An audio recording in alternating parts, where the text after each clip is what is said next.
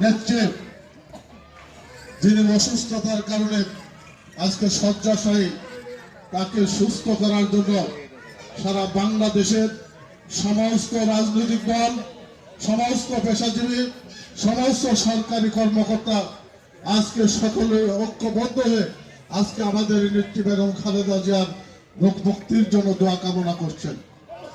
এটা আমাদের জন্য বিশাল একটা সৌভাগ্য।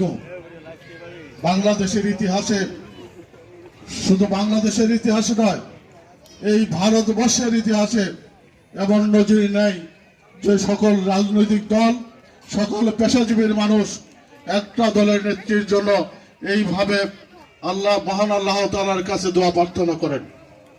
আজকে আমরা যারা এখানে উপস্থিত হয়েছে, আমরা সকলে প্রাণ খুলে দোয়া করব।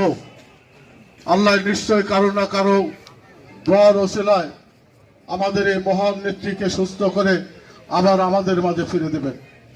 তাই সকলের কাছে আমরা দোয়া প্রার্থনা করি যে আপনারা সকলেই প্রাণ খুলে দোয়া করবেন, যেন আমাদের প্রিয় নেত্রী আপনাদের দোয়ার বরকতে, মহান আল্লাহ তাআলার রহমতে তিনি যেন অচিরেই সুস্থ হয়ে আমাদের মাঝে ফিরে আসেন এবং এই বাংলাদেশের দায়িত্বভার গ্রহণ করেন। এই দোয়া প্রার্থনা করি আপনাদের সকলকে।